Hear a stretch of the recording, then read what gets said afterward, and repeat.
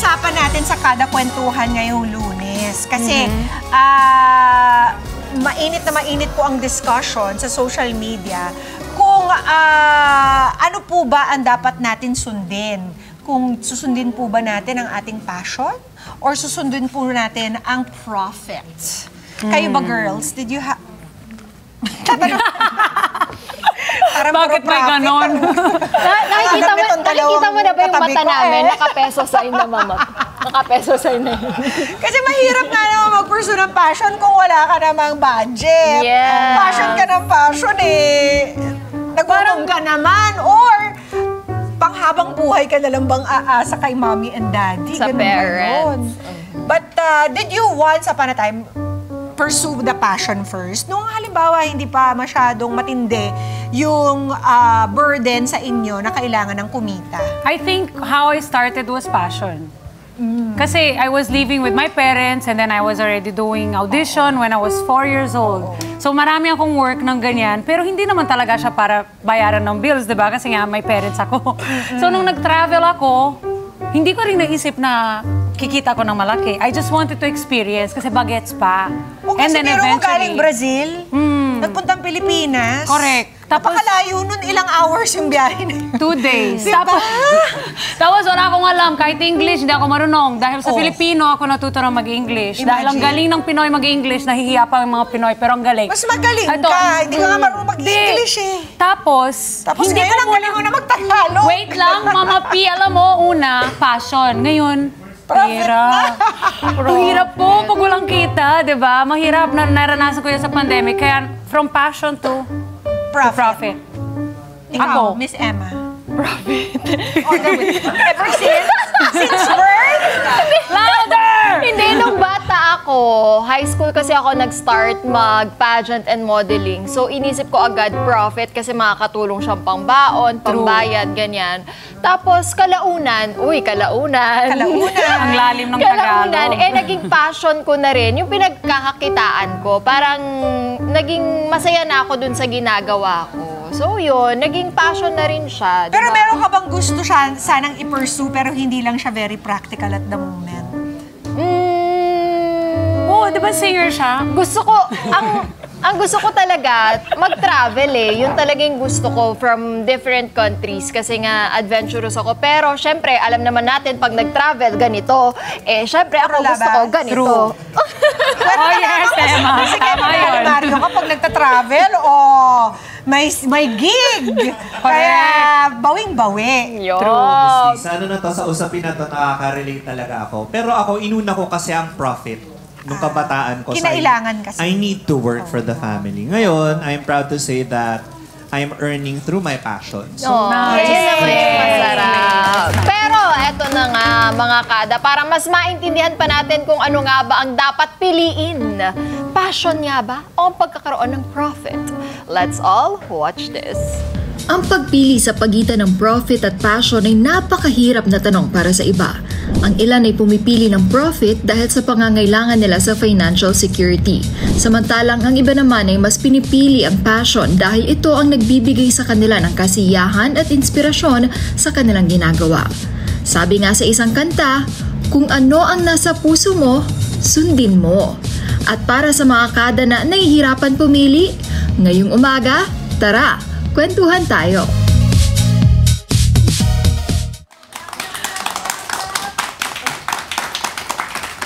Mga kada, para samahan naman tayo pag-usapan kung paano nga ba tayo makapag-decide kung ano ang dapat na piliin between passion or profit. Mga kasama natin ulit dito sa Kada Umaga. Kasama na natin ngayon ang psychologist na friend din natin dito sa Kada Umaga, si Toffy de Jesus. Hi, good morning. Kamusta, Sir Toffy? Thank you for having me here once again. Thank you. Good morning. Nabulol pa ako, Sir Toffy. Okay lang yun.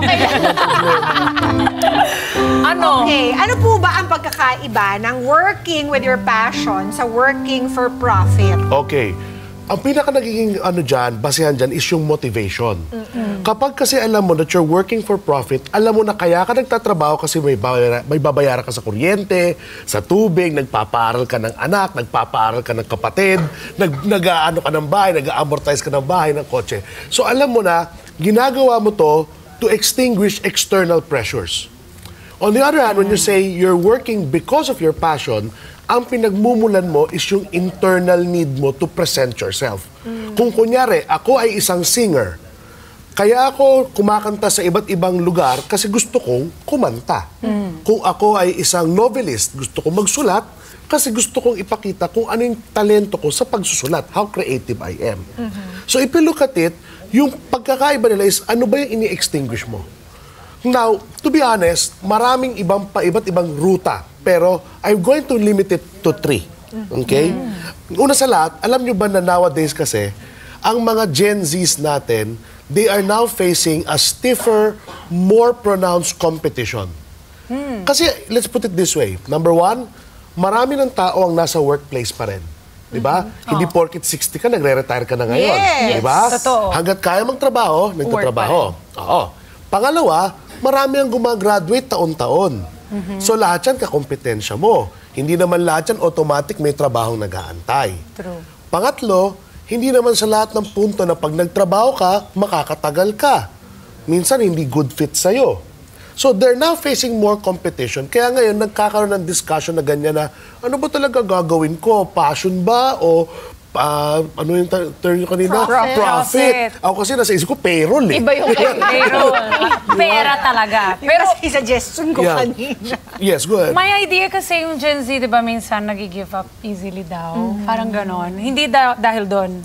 No, actually, Gen Zs are not easy to give up, but rather, ang mas nangyayari, they just don't accept toxicity as the previous generations. I see. Dati kasi, mapagtiis ang tao. Totoo. Di ba? Dati nga, di ba, ang sabihan ng mga Pilipino, kapag maiksi ang kumot, matutong mamaluktot. Pero ang tanong, ba't ka kailangan mamaluktot? Bumili ka na lang ng bagong, Yun, ano, bumili ka ng mas planking. malaking kumot. Di ba? Bumili na Magtrabaho tayo ka ng para makakuha ka ng mas malaking Nung kumot. time natin, wala Bakit tayong nga ba choice. nakabaluktot ako lagi? Pwede Kaya naman nga palang bumili. Bakit sila naging ganon, Sir Tofi? Because nowadays, they are now exposed to a lot of possible options. You know, Napakadaming yes, option, the internet is a very great leveler for all of us. Kasi ngayon, let's put it this way, basta may access ka sa internet, you have an access to an unlimited amount of information na pwede mong pagkunan para matulungan ang sarili mo.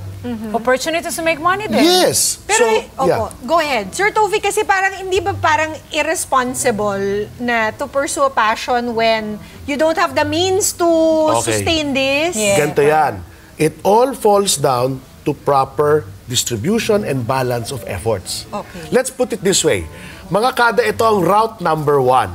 Let's say nanggaling po kayo sa mahirap na pamilya. Yung talagang tipong ultimo yung pangbuwan ng gastos ninyo, hindi nyo mapagtugma. Kapag ganyan po ang sitwasyon, first, go for profit. Bakit? Kailangan may resources ka. Correct. Ang buhay sa ngayon, hindi yan tatakbo dahil sa thank you.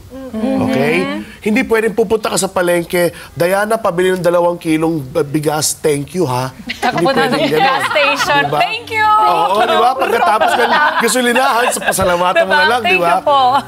So, yun ang una. If you're coming from a family who's really impoverished, go for profit first. You need your base of resources. Now, as you go along the ladder, lagi niyong i-divert ng 60-40 ang efforts ninyo. 60% goes to what pays the bills. Okay. 40% goes to what you're really good at. Habang tumatagal, pag na-establish mo na yung sarili mo, yung tipong, alam mo na buwan-buwan, nababayaran mo na yung bills mo, hindi mo na nga inaalala, auto-debit na nga. Then start pursuing your passion. For example, meron kaming mga cases like... Naka-LL na yun kasi. Oo, nakakaluwag-luwag na talaga.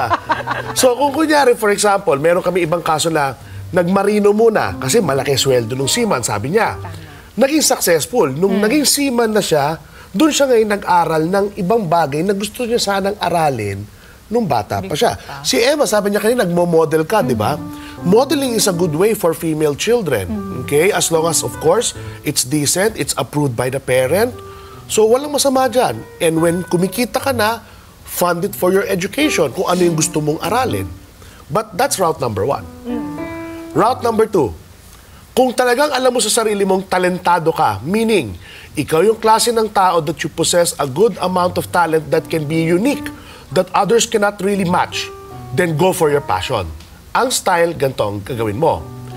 Paghusayan mo ngayon yung talento mong yan. Halimbawa, magaling ka sa musika, magaling kang tutugtog, kagaya ni Kuya, di Si ba? Kevin. Oh, talagang magaling tutugtog. Then, gamitin mo ngayon yung galing mo sa pagtugtog para makilala ka. Now, the good thing is that you don't need to go into local public television like this. Kasi ngayon sa internet, i-shoot mo ang You have sarili your mo own sa YouTube. platforms. Yeah. Go, makikilala ka. Ilagay mo sa social media.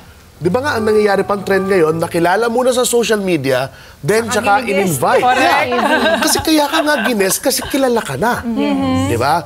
So, yun ang route number 2. Kung kunyaring alam mong talentado ka, talagang alam mong kilala mo, sarili mo na, ay, magaling ako sa math, magaling ako sa music, magaling ako sa English, then go for it. Hasain mo ang sarili mo, then use your passion to be the one giving you the opportunities to get money. Okay? Route number 3, last but not the least. Nakakaluwag kayo sa buhay.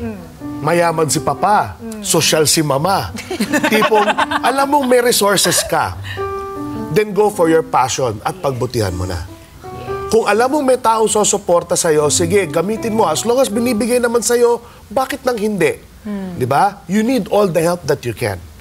Lalo na sa panahon ngayon, it's very competitive eh. Yeah. So go for it. Nowadays kasi, we need to realize that sometimes people who are pursuing things out of the necessity because they need to do it are really prone to burn out. Yes. Kaya nga minsan magtataka ka, bakit may tao nagtatrabaho na siya 5 years, 10 years, tapos biglang lalapit sa psychologist, sir, ayoko na magtrabaho. Samantalang dapat sanay ka na dyan. That's because you're burned out already. Wala kang balance eh. Yun yung nagiging problema, Tufi, kasi syempre, dito sa Pilipinas, ang hirap maging mahirap. So, Oo. titiisin mo talaga kahit anong trabaho yan. Ang nagiging problema, pag nagtagal ka na, mental health mo. Yes, mag-suffer. Kaya nga, ang suggestion ko dyan, kunyari, sabihin mo na, 6 days ka nagtatrabaho. Singitan mo yung mga araw mo ng bagay na gusto mo parang ginagawa. Halimbawa, nasa jeep ka, mahilig kang kumanta, kanta mo. Diba? Opo, naman ginagawa ko. Ano naman po talaga ginagawa niya? Yun ang ginagawa niya. Kumikita ka na doon sa pagkakanta niya? Wala, nabablock ako. Diba? Ganun, pwede yun. O kaya, for example, sa mga kada natin na magaling kayo mag-drawing. Diba? Kahit nasa trabaho kayo, pag break time, mag-drawing ka pa rin. Don't forget what you're good at. Tandaan niyo po lagi to. Nagagaling ka sa zero at ine-establish mo yung sarili mo, sige, chill ka lang muna, tiyagain mo. Pero huwag mong kalimutan kung saan talaga yung gusto mo. Balikan mo, pwede yan. Kung kaya mo naman, na tipong talagang from the start, alam mo kung kayang-kaya mo, talentado ka kasi, pag-usayan mo, hasain mo lalo yung sarili mo. Diba? I think pwede naman natin i-pursue yung mga passions natin for as long as our basic necessities are already covered. met. Yes. Huwag natin kasi taasan ng taasan yung standard of living Yun, natin. actually, ang Hindi na challenge tayo doon. nawawala dun sa rat race. Yes. Alam mo yun, dun sa never-ending cycle of spending, earning, spending, earning. Doon ngayon papasok yung tinatawag na personal decluttering. Yes. Parang ganito, mga kada.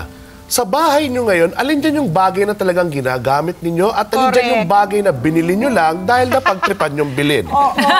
Diba? Dahil nabudol kayo sa online shopping. Diba? Marami sa atin ganyan Ako eh. yan. Dahil nagtugma lang yung petsa nung...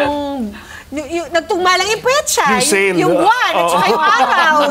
Kailangan ba mag-shopping? Hindi naman kailangan. Exactly. Check out. Diba? Or kung gusto mo, i-treat mo ang sarili mo from time to time.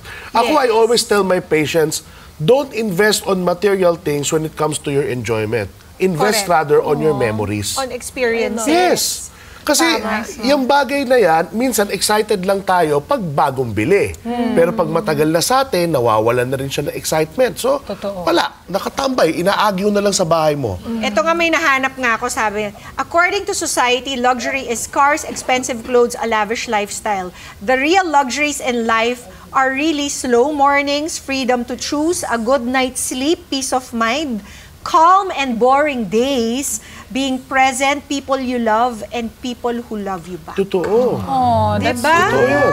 Kaya siguro nowadays, ang dami na rin ng mga nagiging nature lovers. Yes. Diba? Kasi doon sila nakakapag-recharge, nakakapag-refresh. Yung parang tipong paglabas sila ng bahay, wala mo ng schedule, wala mo ng alarm clock. Diba? Tapos may mga iba na pinupurso nila yung pagiging nomad nila, di ba? Yes. They're just traveling around without a specific fixed Yun yung mga home. Gen Z ngayon. Yes. Diba? Correct. Kumikita sila doon. As long as they can sustain that kind of lifestyle, Yun. di ba? Yes. Kasi kailangan lang talaga, self-sustaining tayo para hindi tayo pampabigat. Yes, correct, Mama P. Maging pampagaan na lang. Especially yung mga may pamilya na. Kasi Yes. di ba may mga responsibilidad. Magsisettle down ka. Pero alam mo, nasabi mo na yan, Diana, no? Nowadays, people are opting to get married at a later point in life because they want to really enjoy their life first.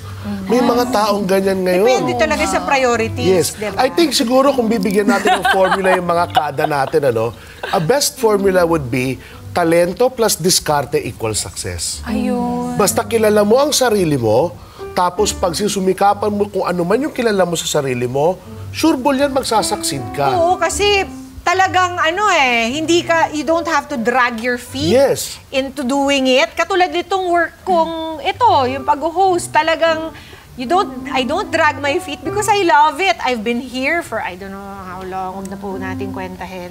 Pero I was very blessed to have found a career That fits you. that I love Yes, also, correct. that I'm passionate about. Yeah. So, tama rin yung sinabi mo kanina, Tophe, na parang umpisahan nyo muna yung passion ninyo kasi habang sustentado pa kayo ng mga pamilya ninyo or mga Correct. parents ninyo, and then maybe you can find a way to turn that passion into profit, and then it will feel like you're not working. Correct. You'll never have to work a day in your life. Yun ang sabi nila, di ba? Yes. And yun nga ang pinaka-point doon. Pag kunyaring nasimulan mo nang may anchor yung sarili mo doon sa gusto mo, tapos araw-araw mo na siyang ginagawa, lalo ka pang huhusay eh. Kasi nandun yung motivation na gusto mo kasi yung ginagawa mo. Not unlike yung tipong meron kang Monday blues. Na tipong Lunes na naman, papasok na naman ako, traffic na naman, di ba? Mahirap yung papasok ka sa office na ganun kagad yung mood mo. Nakakalungkot that so many of our kadas have to face that kind of reality every day dahil wala silang choice. Kaya nga doon sa mga walang choice ngayon, again, konting tiis, huwag niyong kalimutan pa rin kung sino kayo. Tandaan niyo, ginagawa niyo lang to ngayon kasi sinusubok niyo magkaroon ng resource base para may mapagkukunan ka na ng pondo to fuel your passion.